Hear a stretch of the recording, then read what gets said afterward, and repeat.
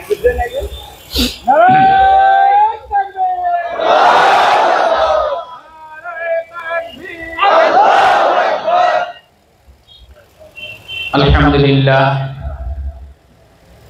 alhamdulillah rabbil alamin.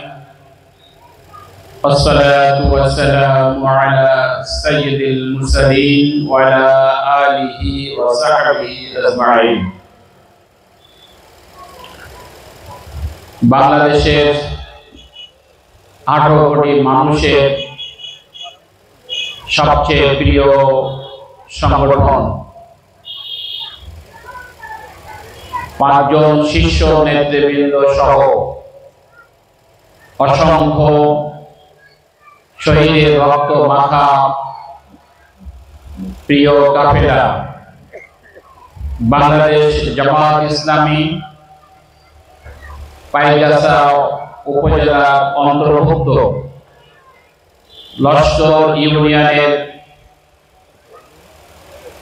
2 এবং 3 নম্বর ওয়ার্ডের যৌথ উদ্যোগে যুব বিভাগ কর্তৃক আয়োজিত আজকের এই যুব সমাবেশের সম্মানিত সভাপতি, বিশিষ্ট সমাজসেবক জনাব শফিকুল ইসলাম, বিশেষ অতিথি হিসাবে আমাদের মাঝে উপস্থিত আছেন বাংলাদেশের জামাত ইসলামী খুলনা জেলার নায়েবে আমির, বিশিষ্ট আলেমে দ্বীন, সমাজসেবক মাওলানা গোলাম সরওয়ার। উপস্থিত আছেন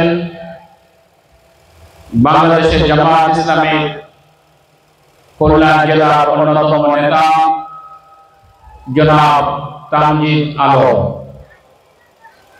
উপস্থিত আছেন বাংলাদেশের জামাত ইসলামী পাইকগাছা উপজেলা আমির, বিশিষ্ট আলেমে দ্বীন মাওলানা সাইদুর রহমান। উপস্থিত আছেন বাংলাদেশের জামাত ইসলামী পাইকগাছা উপজেলার কর্ম পরিষদের অন্যতম সদস্য জনাব মাওলানা আব্দুল সবুর। উপস্থিত আছেন বাংলাদেশ শ্রমিক কল্যাণ ফেডারেশন খুলনা জেলার সহকারী সেক্রেটারি জনাব আব্দুর রহিম। উপস্থিত আছেন দক্ষিণ বাংলার সুললিত কণ্ঠে যিনি কোরআনের তাফসীর করেন আমাদের শ্রদ্ধাভাজন আলেম হযরত মাওলানা আফসারউদ্দিন ফিরোজী।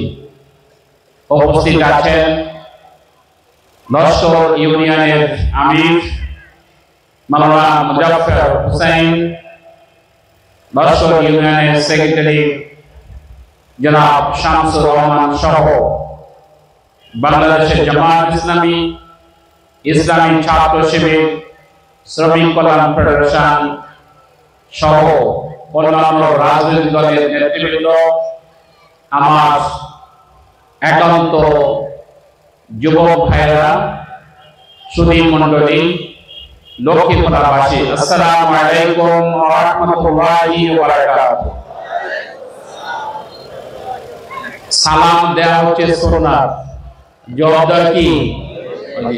আমি আবারও সালাম দিচ্ছি, আসসালামু আলাইকুম ওয়া রাহমাতুল্লাহি ওয়া বারাকাতুহু। সবাই ভালো আছেন? সবাই একটু জোরে সরে বলেন আলহামদুলিল্লাহ। আল্লাহ সুবহানাহু ওয়া তাআলার দরবারে শুকরিয়া আদায় করছি যিনি আজকের একটি মোবারকপূর্ণ দিনে, জুম্মার দিনে বিকালে জামাত ইসলামী কর্তৃক আয়োজিত এই সমাবেশে আসতে পেরেছি। এই জন্য মহান রব্বুল আলামিনের দরবারে শুকরিয়া করি আলহামদুলিল্লাহ। আপনারা এসেছেন এই কারণেই বাংলাদেশের জামাত ইসলামীর পক্ষ থেকে এবং আমার পক্ষ থেকে আপনাদেরকে আন্তরিক ধন্যবাদ এবং মোবারকবাদ জানাচ্ছি। সবার জন্য আল্লাহ সুবহানাহু ওয়া তাআলার কাছে তিনটি দোয়া করছি।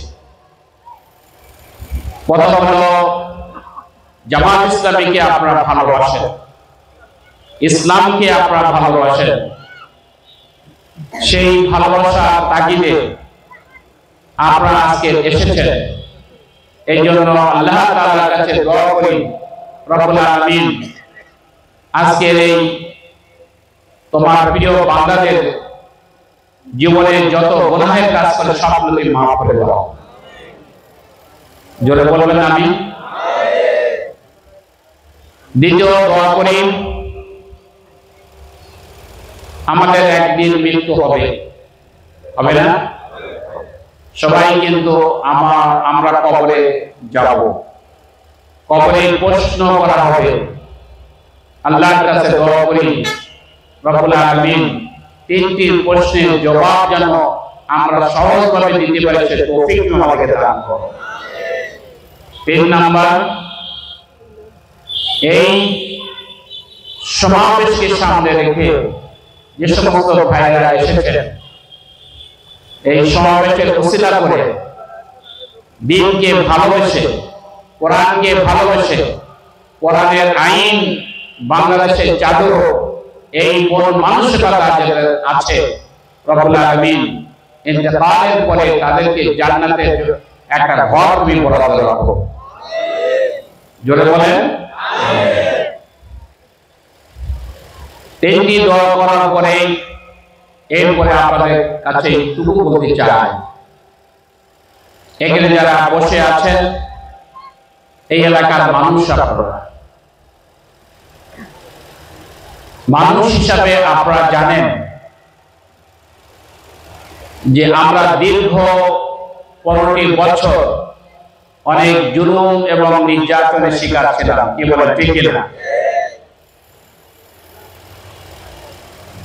আমরা একজন মুসলিম হিসাবে আমরা সব সময় মনে করি যে মহান রব্বুল আলামিন আমাদেরকে দুনিয়াতে পাঠিয়েছেন, পাঠানোর একটা উদ্দেশ্য হলো আল্লাহ তাআলা এই জমিনে আসমান থেকে যে কোরআন নাযিল করেছেন সেই কোরআনের বিধান অনুযায়ী দেশ পরিচালিত হবে। কে বলে ঠিক কিনা?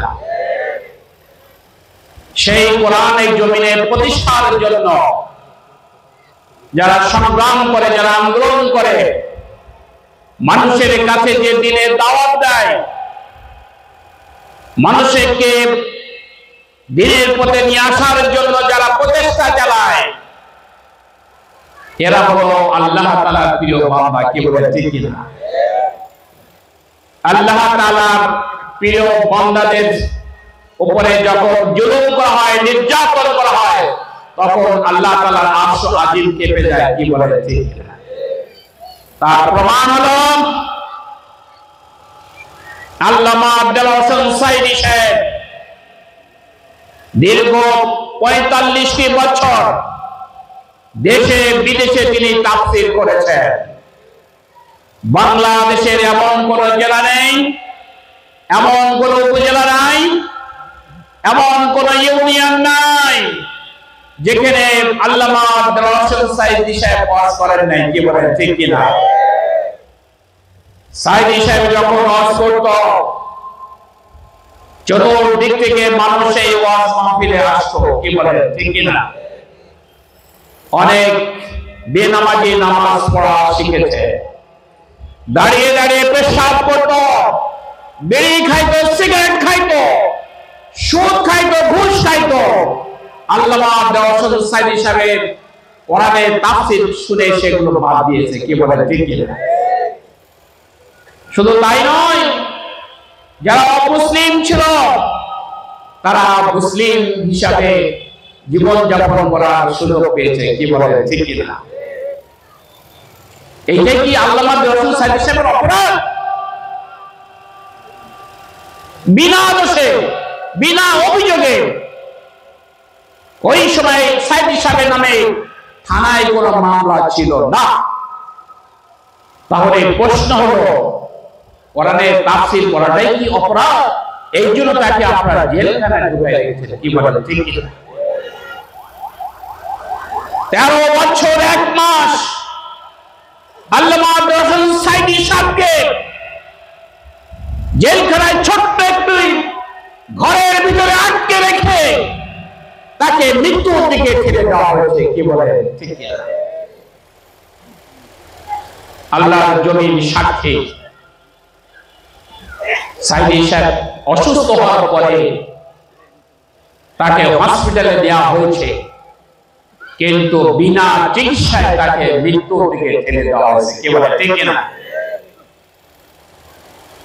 আমরা এই জমিনে বসবাস করে একজন নাগরিক হিসাবে, কোরআন প্রেমিক হিসাবে আমাদের অধিকার আছে আল্লাহর জমিনে আল্লাহর দ্বীন প্রতিষ্ঠা করার কাজ। কি বলে ঠিক না? আল্লাহ তাআলা কোরআনে বলেছেন, ওমা নাকাবু মিনহুম ইল্লা আইয়ুমিনু বিল্লাহিল আজিজিল হামিদ। কি অপরাধ ছিল? আল্লাহ বলছে তোমাদের অপরাধ হলো সব প্রশংসিত সেই মহান রব্বুল আলামিনের উপর তোমরা ঈমান এনেছো, এই হলো তোমার অপরাধ। আমরা অপরাধ করিনি, দিন প্রচারে কাজ করেছি, আমরা অপরাধ করিনি। আল্লাহর সার্বভৌমত্ব প্রতিষ্ঠার জন্য আমরা কাজ করেছি, এটা অপরাধ নয়। আজকে দুশমনদের চোখে ধরা পড়েছে জামাত ইসলামী এবং ইসলামী ছাত্র শিবিরের। বাংলাদেশে যদি উত্থান হয় তাহলে তাদের কবর রচনা হবে। কি বলে ঠিক না? 15টি বছর আমাদের অনেক নেতা কর্মীরা বাসা বাড়িতে ঘুমাইতে পারেনি, হাজারো মামলা তাদের নামে ছিল, আমরা শুধু চোখের পানি ফেলেছি, হৃদয়ে রক্ত করা হয়েছে। আমাদের 5 জন শীর্ষ নেতৃবৃন্দ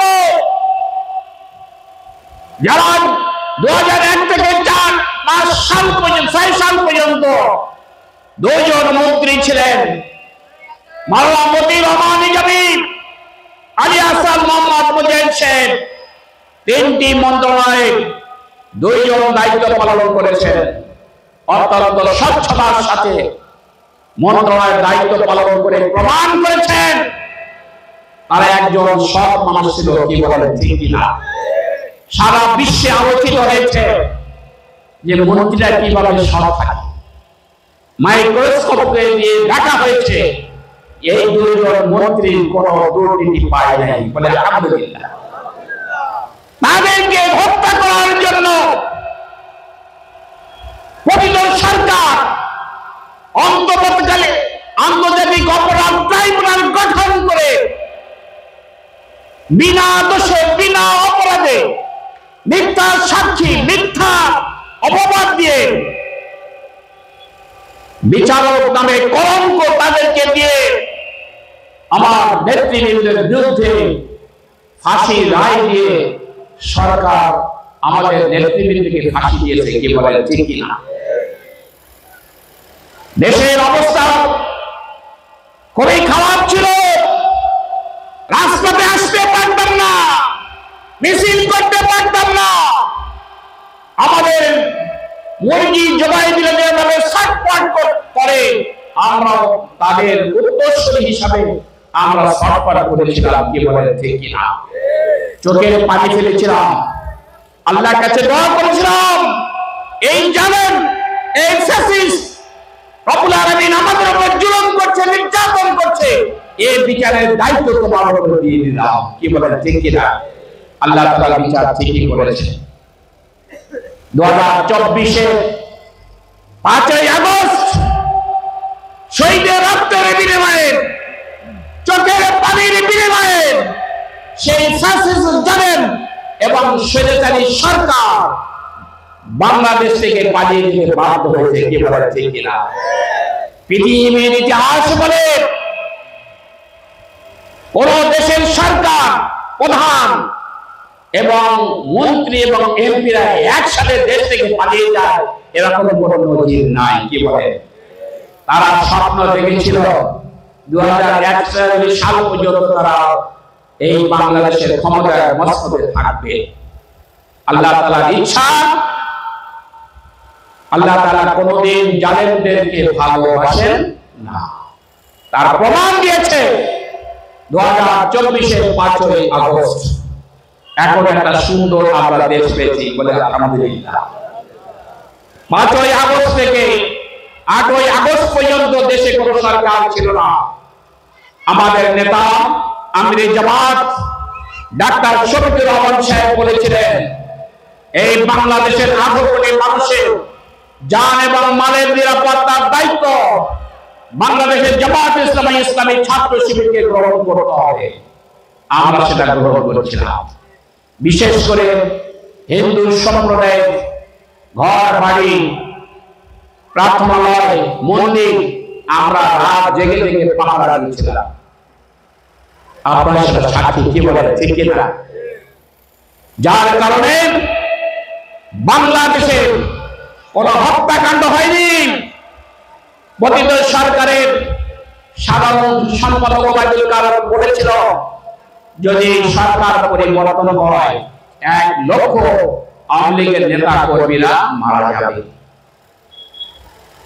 কিন্তু কোন নেতা কর্মীরা মারা যায়নি। এইটাই প্রমাণ করে জামাত ইসলামী ক্ষমতায় গেলে সকল মানুষ নিরাপত্তা পাবে। কে বলেন ঠিক কিনা? হিন্দু সম্প্রদায় এখানে বসে আছেন, ভাইরা বসে আছেন, আপনাদেরকে বলতে চাই, বাংলাদেশের জামাত ইসলামী ক্ষমতায় গেলে আপনাদের সবচেয়ে বেশি অধিকার দেওয়া হবে। কি বলেন ঠিক কিনা? আপনাদের নিরাপত্তা থাকতে পারবেন, আপনাদের কোনো ভয় নেই। এখন কোনো হতাশ হবেন না, নিরাশ হবেন না, কারো চক্ষু লাগানো থেকে ভয় পাবেন না। জামাত ইসলামী কোন দায়িত্বহীন ভাবে বলছে, আমরা সকল মানুষের মৌলিক চাহিদাগুলো আমরা পূরণ করবো। কি বলে ঠিক কিনা? হিন্দু সম্প্রদায়ের ভাইদের উপরে যদি কেউ আঘাত আনেন, চাঁদাবাজি করেন, চোখ রাঙিয়ে কথা বলেন, আপনারা আমাদেরকে বলবেন, জনগণকে বলবেন, প্রশাসনকে বলবেন। ইনশাআল্লাহ আমরা জনগণকে সাথে করে নিয়ে সেটা প্রতিরোধ করবো। কি বলে ঠিক কিনা? হাজারো সমস্যা আছে, সেটা আপনাদের চোখে পড়ে না। মানুষ হিসাবে কিভাবে মানুষের গায়ে আপনারা আঘাত করেন, পাথর দিয়ে মানুষকে মারার ইতিহাস নেই। কি বলে ঠিক কিনা? অতএব মানুষের উপরে জুলুম নির্যাতন করবেন না।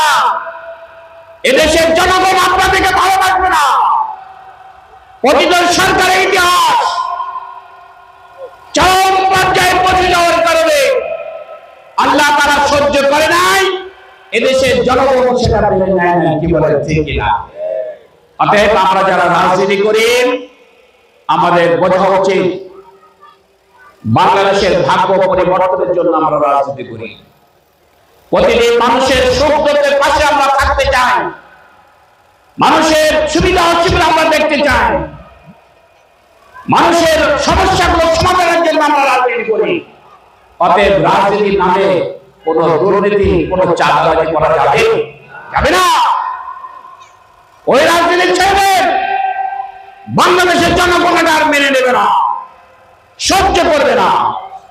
অতএব আমরা বাংলাদেশের একজন নাগরিক হিসেবে, বিশেষ করে কয়রা পাইকাসার মানুষ হিসেবে আমাদের মনে রাখতে হবে, অধ্যক্ষ শাহ মোহাম্মদ জহুরুদ্দিন সাহেব 2বার এমপি ছিলেন। কি বলেন ঠিক কিনা? তিনি অত্যন্ত যোগ্যতার সাথে, সততার সাথে, নিষ্ঠার সাথে, আন্তরিকতার সাথে লক্ষ লক্ষ মানুষের তিনি সেবা করেছেন। কি বলেন ঠিক কিনা? জাতীয় সংসদে তিনি কথা বলেছেন, কোরআনের কথা বলেছেন। আজকে আমরা দেখছি বাংলাদেশের জামাত ইসলামী সারা বাংলাদেশের 300 আসনে প্রার্থী ঘোষণা করেছে। আলহামদুলিল্লাহ। খুলনা 6 আসনে আমাকে এই দায়িত্বটা দেওয়া হয়েছে। এমপি প্রার্থী হিসেবে আমি আপনাদের মাঝে এসেছি। দোয়া নেওয়ার জন্য, ভালোবাসা দেওয়ার জন্য। আমরা সবসময় ইসলামের পক্ষে আছি, কি বলেন ঠিক কিনা? আরেকটি বিষয় শুনে খুব খুশি হবে, বাংলাদেশের সকল ইসলামী দলগুলো সম্মিলিতভাবে নির্বাচন করার সিদ্ধান্ত নিয়েছে, বলে আলহামদুলিল্লাহ। জোরে বলেন আলহামদুলিল্লাহ। ইসলামী শক্তি এক হয়ে জাতীয় নির্বাচনের একটা ব্যালট, একটা বাক্স দিয়ে এদেশে ইসলামকে বিজয়ী করবে, স্বপ্ন এদেশে মানুষ দেখছে, কি বলেন ঠিক কিনা? আপনারা কি ইসলামের বিজয় চান? কারা কারা চান হাত তোলেন।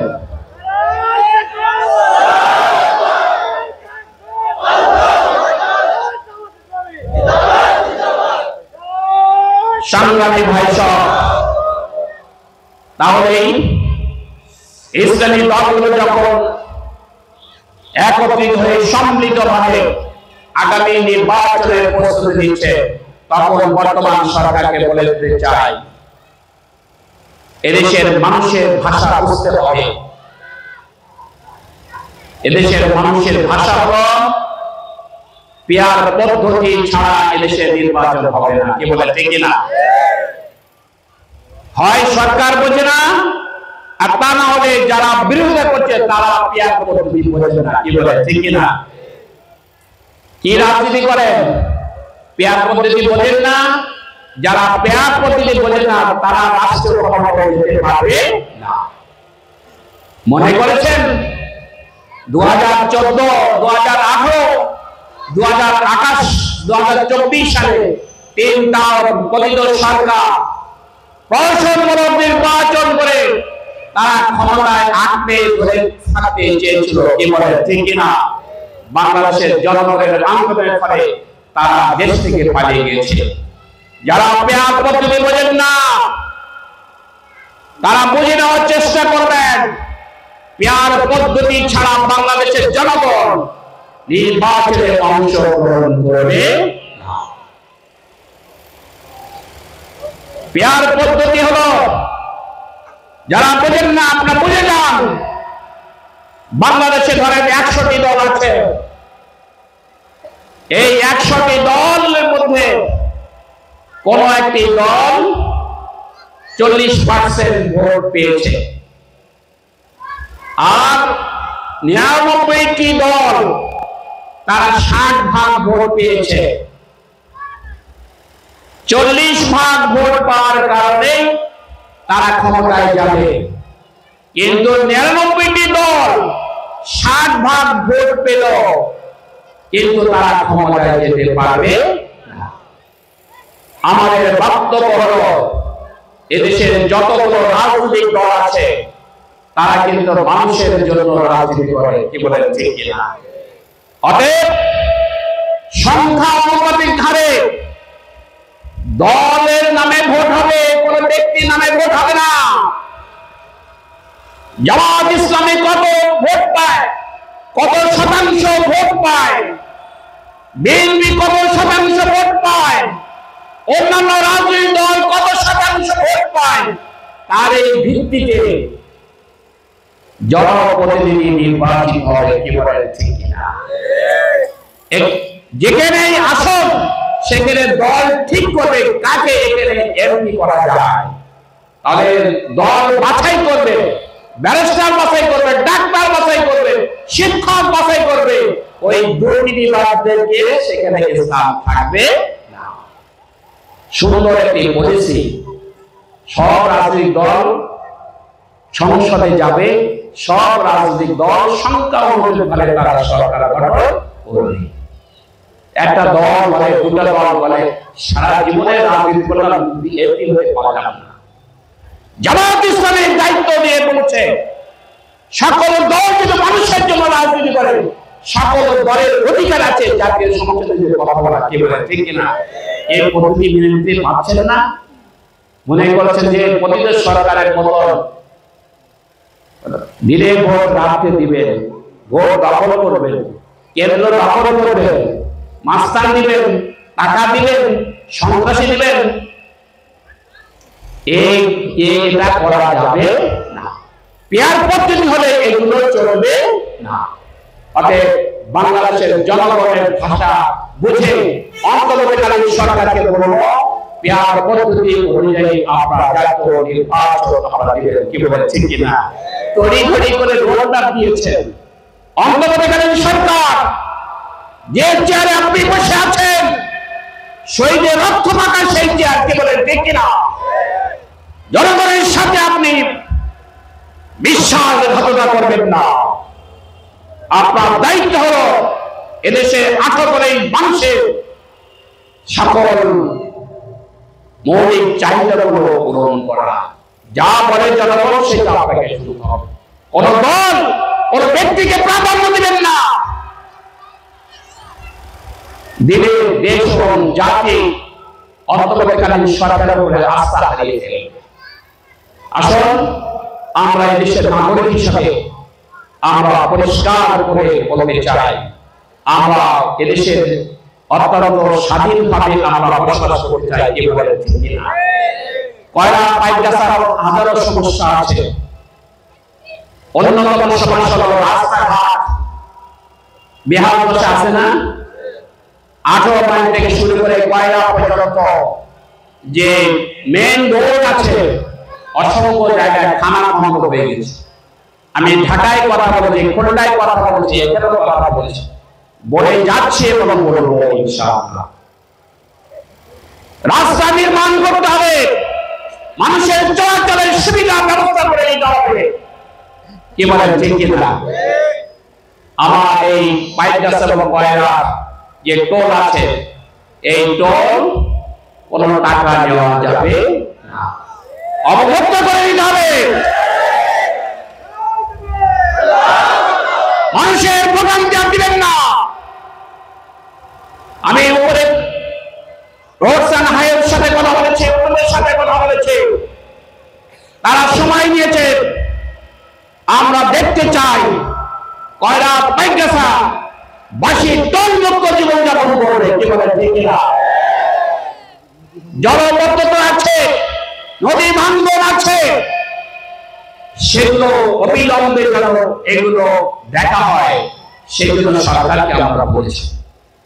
শুধু তাই নয়, পাইপগাছার মতো জায়গা একটা স্বাস্থ্য কমপ্লেক্স নাই, মানুষের চিকিৎসার জন্য চলে যেতে হয় খুলনা। কি বলেন ঠিক কিনা? আমরা পরিষ্কার বলে দিয়েছি, আমাদের নির্বাচনী ইশতেহারে আমরা রাখবো একটা 100 শয্যা বিশিষ্ট হাসপাতাল আমরা পাইপগাছা তৈরি করব ইনশাআল্লাহ। আমাদের যুবকদের খেলার জন্য কোনো খেলার মাঠ নাই, স্টেডিয়ামও নাই, আমরা স্টেডিয়াম নির্মাণ করব ইনশাআল্লাহ। আমরা চেয়েছি খুলনা থেকে একবারে কয়রা পর্যন্ত রেল লাইন করতে হবে। রাজি আছেন আমরা? আমাদের বাজারগুলো করুণ অবস্থা আছে, এই বাজারগুলো শেড নির্মাণ করে ব্যবসায়ীদের জন্য আমরা যেন সুবিধা দিতে পারি, তারা স্বাচ্ছন্দ্যভাবে ব্যবসা করতে পারে। কি বলেন ঠিক কিনা? এরপরে মন্দিরগুলো মসজিদগুলো অবহেলায় অবস্থা আছে। কি বলেন ঠিক কিনা?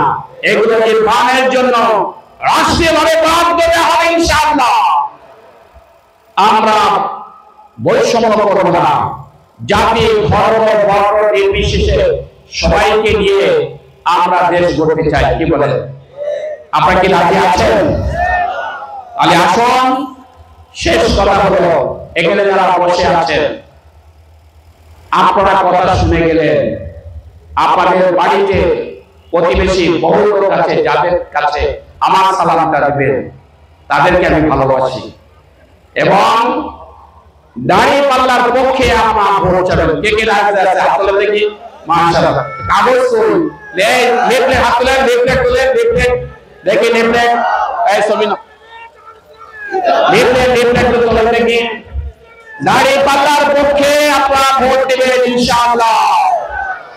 এই খুলনা 6 আসন জামাত ইসলামের আসন। কি বলেন ঠিক কিনা? এই খুলনা 6 হলো বিজয়ী আসন।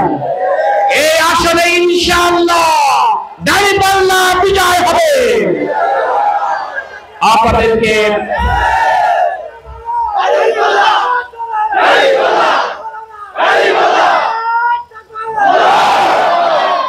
যুবক ভাইদেরকে ধন্যবাদ জানাই যারা আজকের এই যুব সমাবেশে আয়োজন করেছে। জামাত